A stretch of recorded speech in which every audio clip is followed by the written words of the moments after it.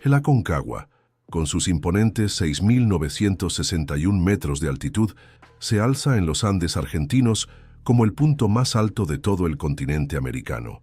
Una montaña monumental donde el aire enrarecido pone a prueba los pulmones.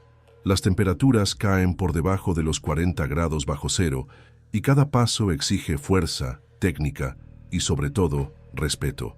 Para muchos, conquistar el Aconcagua es una prueba de resistencia y superación personal. Para otros, es el inicio de algo mucho más oscuro. En enero de 1973, el montañismo vivía una época dorada. Expediciones salían de todos los rincones del mundo rumbo a picos inexplorados, rutas alternativas, desafíos mayores. Pero los recursos eran limitados. Sin GPS, sin teléfono satelital, sin drones para mapeo ni apoyo aéreo. La comunicación se hacía por radio, cuando funcionaba, y cualquier error, por mínimo que fuera, podía resultar fatal. Fue en ese contexto que 8 alpinistas estadounidenses llegaron a Argentina con un plan ambicioso: escalar el Aconcagua por una de las rutas menos transitadas de la época, la temida Ruta Polaca. El grupo era liderado por Carmi Dafoe, un abogado experimentado del club de montañismo Masamas. Junto a él, un equipo diverso. Había un médico, un ingeniero, un profesor. Hombres y mujeres con carreras estables, pero impulsados por un deseo en común: llegar a la cima de una de las montañas más altas del planeta. Tenían preparación, tenían experiencia y tenían motivación, pero lo que no sabían era que estaban a punto de entrar en la historia, no por conquistar la cumbre, sino por protagonizar uno de los episodios más misteriosos y menos comentados del montañismo estadounidense. Un episodio que involucró 2 desapariciones, cuerpos hallados en circunstancias extrañas y una cadena de decisiones que hasta hoy genera dudas. La mayoría del mundo jamás ha escuchado hablar de este caso. La tragedia se perdió en el tiempo, enterrada bajo el silencio de los sobrevivientes y la nieve eterna de los Andes. Pero medio siglo después, fragmentos de aquella escalada volverían a salir a la luz, literalmente. En el año 2020, el derretimiento de un glaciar reveló la mochila de una de las alpinistas desaparecidas, intacta, con libretas, objetos y una cámara fotográfica con imágenes aún preservadas. ¿Qué muestran esas imágenes? ¿Qué ocurrió con Janet Johnson y John Cooper en los días finales de aquella expedición? ¿Y por qué, incluso después de tantas décadas, nadie parece dispuesto a contar todo lo que vio? Esta es la historia de la expedición estadounidense al Aconcagua de 1973. Una historia real, una historia trágica y una historia que tal vez nunca se ha contado por completo. Porque algunas montañas desafían al cuerpo, pero otras desafían a la verdad. Corría el año 1973. En medio de la Guerra Fría y un mundo en transformación, un grupo de estadounidenses se preparaba para un reto que iba más allá de la política, la rutina o la comodidad de la vida urbana. Tenían un objetivo claro: escalar el Aconcagua, el pico más alto fuera de Asia. No por fama, no por dinero, sino por algo más antiguo y más profundo: el impulso humano de ir más allá. Esa era la esencia de los 8 integrantes de la expedición estadounidense que partieron hacia Argentina en aquel inicio de año. Todos civiles. Ninguno era un atleta profesional, pero tampoco eran aventureros sin experiencia. Eran personas comunes con trayectorias extraordinarias y una pasión en común: las montañas. El líder de la expedición era Carmi Dafoe, de 52 años. Abogado de profesión, también era uno de los nombres más respetados del Masamas, un club de montañismo de Oregón, fundado en 1894. Dafoe no era un hombre de improvisaciones. Sus planes eran meticulosos, su sentido de organización casi militar. Ya había liderado otras expediciones en Estados Unidos y Canadá, pero la idea de enfrentar al Aconcagua le daba un brillo nuevo a su mirada. Junto a él estaban Jim Petroske, psiquiatra de 39 años, introspectivo y analítico, alguien que veía en las montañas un espacio de equilibrio mental. Bill Eubank, médico de 45 años, conocido por su calma y su capacidad de tomar decisiones bajo presión, una cualidad vital en altitudes extremas. Arnold Macmillan, granjero lechero, de 46 años, hombre fuerte, sencillo, dueño de una resistencia física admirable y con experiencia en terrenos accidentados. Bill Seller, policía de 45 años, el más disciplinado del grupo, solía decir que escalar montañas era como investigar un crimen. Se necesitaba paciencia, observación y valentía. John Shelton, el más joven del equipo, con apenas 25 años, estudiante universitario, estaba fascinado con la geología y soñaba con vivir algún día en los Andes. John Cooper, ingeniero de la NASA, de 35 años, tenía una mente lógica y técnica y aportaba un enfoque científico a cada paso de la expedición. Y Janet Johnson, profesora y bibliotecaria de 36 años, una mujer culta, discreta y decidida, una de las pocas mujeres estadounidenses en esa época que participaban en una expedición de este nivel en los Andes. La composición del grupo era casi simbólica: diferentes edades, profesiones, historias y formas de ver el mundo, pero unidos por un mismo propósito: desafiar a la Aconcagua, y no por la ruta tradicional, más segura y predecible. La elección fue arriesgada. La ruta polaca, mucho menos transitada, exigía cruzar campos de hielo, enfrentar pendientes más técnicas y lidiar con un aislamiento casi total. La decisión generó opiniones divididas. Algunos miembros del grupo pensaban que el riesgo no valía la pena. Otros veían en esa ruta la esencia misma de la aventura. Carmi Dafoe, como líder, respaldó la elección y lo justificó. Queremos una conquista auténtica, no un paseo turístico. El grupo llegó a la ciudad de Mendoza a principios de enero. El verano argentino los recibió con un calor seco, cielo despejado y un flujo constante de turistas. Pero para los alpinistas no había tiempo para distracciones. En pocos días ya estaban inmersos en una logística intensa: obtención de permisos con las autoridades locales, revisión de equipo, compra de provisiones y contratación de apoyo local. También necesitaban aclimatarse. El Aconcagua, con casi 7.000 metros de altitud, exigía una adaptación progresiva al aire enrarecido. El plan incluía días de caminata hasta el campamento base, periodos de descanso activo, ascensos intermedios a puntos más altos y retorno para recuperación. Era un enfoque clásico pero eficaz. El clima parecía estar de su lado. Los primeros reportes indicaban tiempo estable en las semanas siguientes, con vientos relativamente suaves para la temporada. Los habitantes de la región, especialmente los porteadores y guías, comentaban que ese podría ser uno de los veranos más tranquilos de los últimos años. Pero quien conoce las montañas sabe, esa tranquilidad siempre es relativa. El campamento base, instalado a más de 4.000 metros de altitud, era un contraste entre caos y orden. Pilas de mochilas, tiendas de campaña coloridas, bastones de senderismo, radios. La energía era contagiosa. Había expectativa, nerviosismo y sonrisas apenas contenidas. Para algunos era la primera vez a esa altitud. Para otros, un viejo reencuentro con el frío, el silencio y el viento cortante. En los primeros días el equipo mostró armonía. El liderazgo de Dafoe era discreto, pero firme. No era autoritario, pero sus decisiones rara vez eran cuestionadas. Asignaba tareas, organizaba ascensos cortos de aclimatación, se encargaba de la alimentación y mantenía al grupo unido, incluso frente a las diferencias de personalidad. Pero también había tensiones sutiles, casi invisibles. Janet Johnson parecía cada vez más inquieta por las condiciones del clima. John Cooper, el ingeniero, cuestionaba la precisión de los mapas y comentaba que ciertos tramos de la ruta polaca podrían estar inestables, y algunos miembros más jóvenes se mostraban demasiado ansiosos por ascender, saltando etapas, desafiando el cronograma. Dafoe lo veía todo, pero reflexionaba. Las montañas enseñan rápido. El plan era claro. Dentro de una semana, tras completar la aclimatación, partirían para el ataque a la cumbre.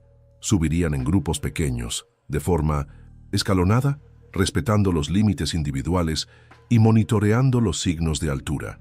Pero lo que nadie sabía era que el clima ya empezaba a cambiar. Las previsiones se volvían menos precisas.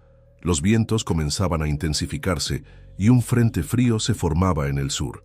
La comunicación por radio era intermitente, y aunque tenían experiencia, no había forma de saber con certeza qué les esperaba en las alturas superiores. La expedición estaba lista. El entusiasmo era real, pero como siempre, la montaña tenía sus propios planes, y ese sendero rumbo a la cumbre de la Aconcagua estaba a punto de poner a prueba no solo la fuerza física de cada uno, sino también la confianza, los lazos y los secretos que solo los Andes podían congelar en el tiempo. El día marcado para el ascenso a la cumbre amaneció con vientos helados soplando desde el sur. El cielo estaba despejado, pero en el horizonte las nubes formaban dibujos inciertos, como si la misma montaña intentara advertir: el tiempo de tranquilidad estaba por terminar. El grupo estadounidense, acampado en las laderas superiores de la ruta polaca, se debatía entre la emoción y el desgaste. La aclimatación había sido dura. Cada paso por encima de los 5.000 metros cobraba su precio. La respiración se hacía más corta.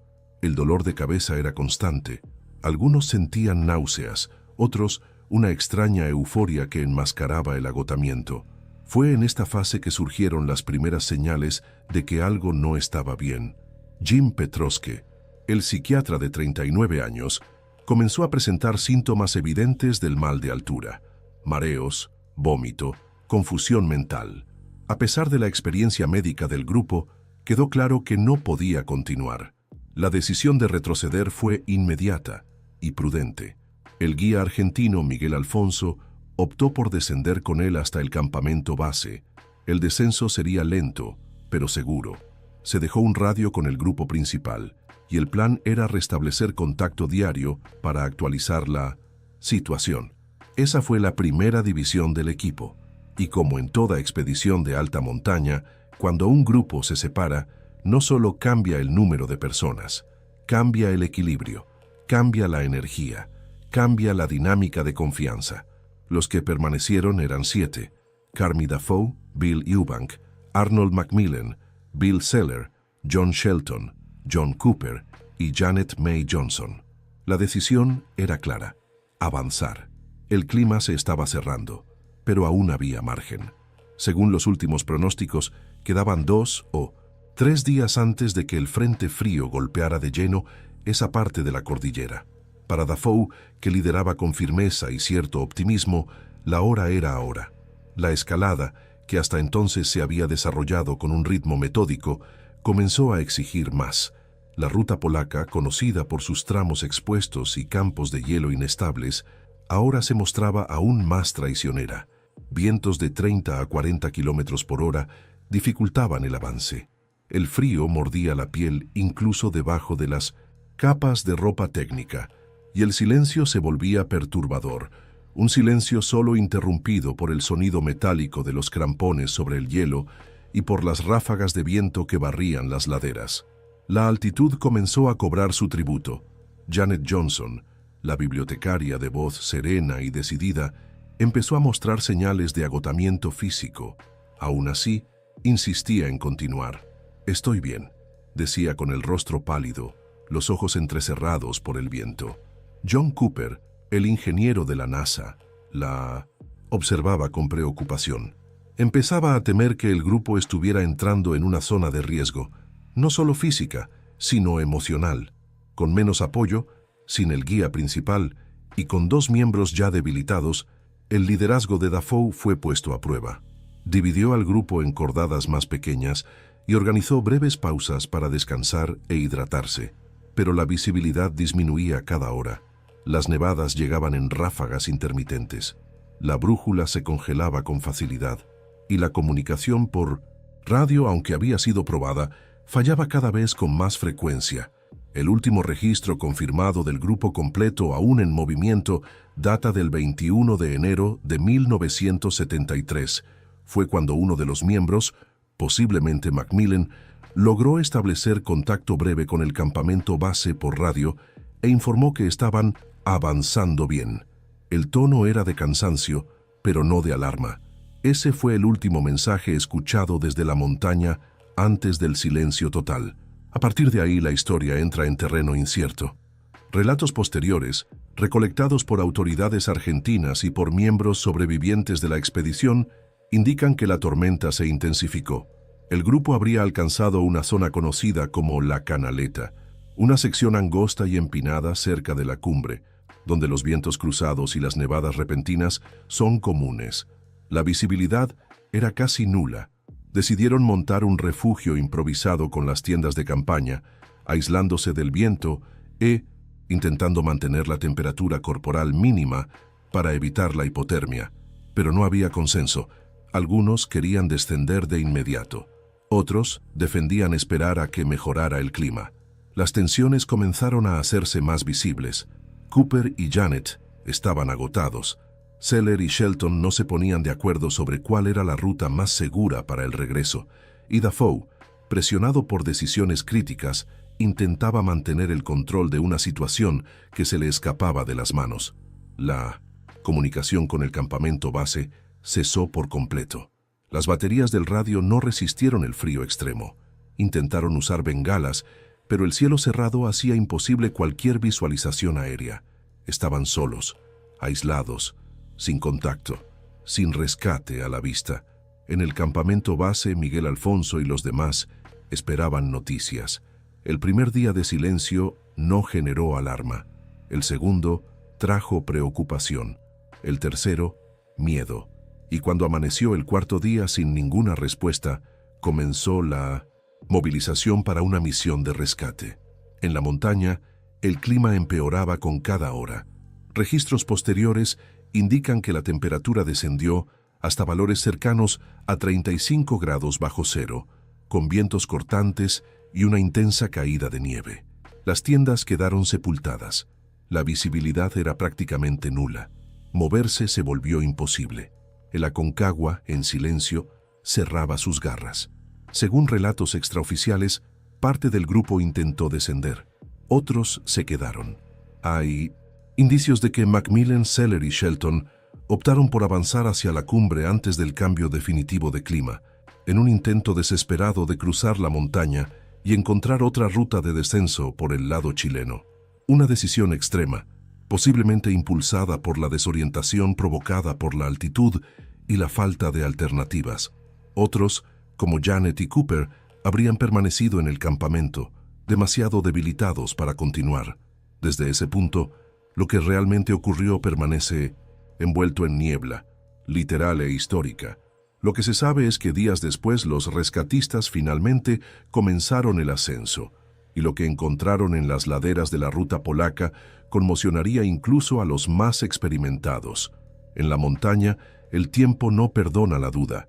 En el momento en que el grupo estadounidense fue atrapado por las nevadas y el viento cortante, el Aconcagua dejó de ser un desafío físico para convertirse en una sentencia silenciosa.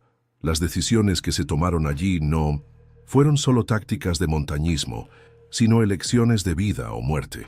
John Cooper y Janet Johnson fueron vistos por última vez en las laderas superiores de la ruta polaca, a aproximadamente 6.300 metros de altitud.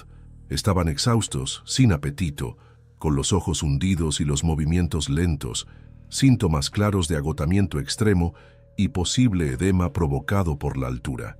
Testigos posteriores relataron que ambos insistieron en quedarse acampando, esperando que el clima mejorara. La tormenta, sin embargo, parecía tener otros planes. Días después, cuando el clima finalmente se despejó, lo que se encontró fue solo silencio y ausencia. Los demás miembros de la expedición comenzaron el descenso, no de forma coordinada, sino fragmentados, desorientados y visiblemente debilitados. Carmi Dafoe, el líder, descendió junto a Bill Eubank y Arnold Macmillan. Llegaron al campamento base exhaustos, con quemaduras por el frío y sin respuestas claras.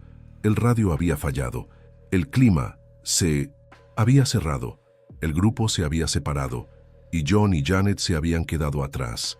Las primeras preguntas surgieron en el campamento base. ¿Dónde están Cooper y Janet? Estaban débiles.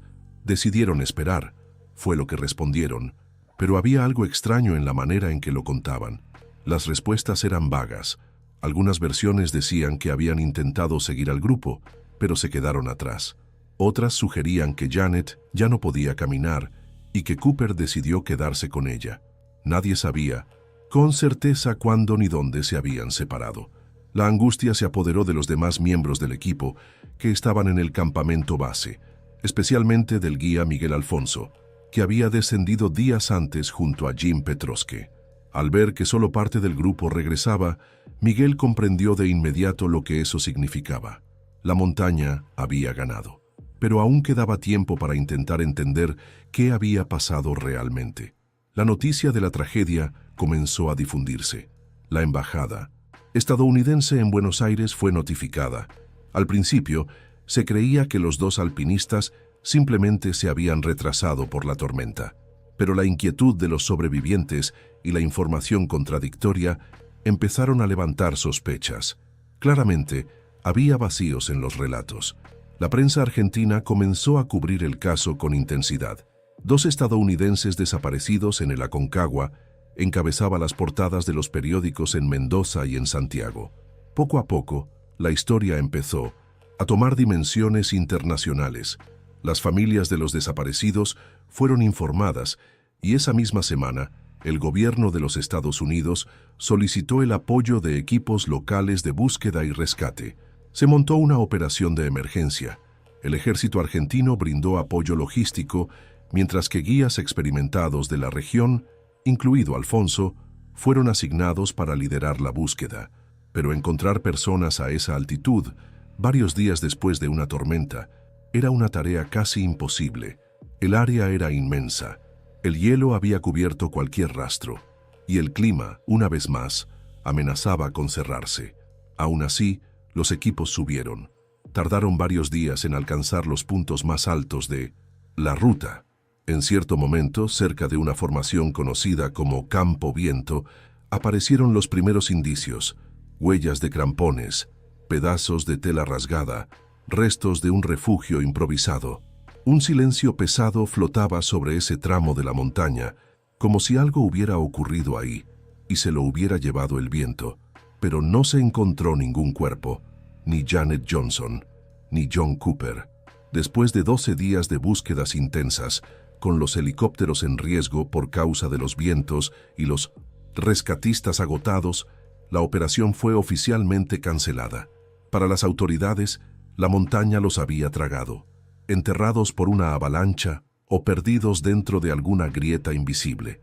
Pero para quienes conocían a Janet y a John, esa explicación se sentía incompleta. Fue en ese momento cuando comenzaron a surgir los primeros murmullos entre los sobrevivientes de la expedición. Contradicciones sutiles en los relatos. Uno decía que a Janet se le vio por última vez cerca del campamento, avanzado. Otro aseguraba que caminaba al lado de Cooper poco antes de un cambio brusco en el clima. Había quienes preferían guardar silencio, y también quienes, con discreción, empezaban a cuestionar ciertas decisiones tomadas durante el descenso. Con el tiempo, el grupo se dividió. Algunos regresaron a los Estados Unidos y evitaron dar entrevistas. Otros intentaron mantener contacto con las familias de las víctimas, pero nunca hubo una versión única, y esa falta de consenso alimentó una sospecha incómoda. ¿Será que alguien sabía más de lo que contó? A partir de ese punto, la historia deja de ser solamente sobre alpinismo. Se convierte en una historia sobre el comportamiento humano en situaciones extremas, sobre lealtad, sobre miedo, y sobre la delgada línea entre intentar sobrevivir y decidir quién merece vivir. En el próximo video del canal, vamos a revelar qué ocurrió con los sobrevivientes de la expedición estadounidense de 1973 y por qué, incluso 50 años después, los nombres de Janet Johnson y John Cooper todavía provocan silencio entre quienes regresaron de aquella montaña. Muchas gracias por llegar hasta aquí.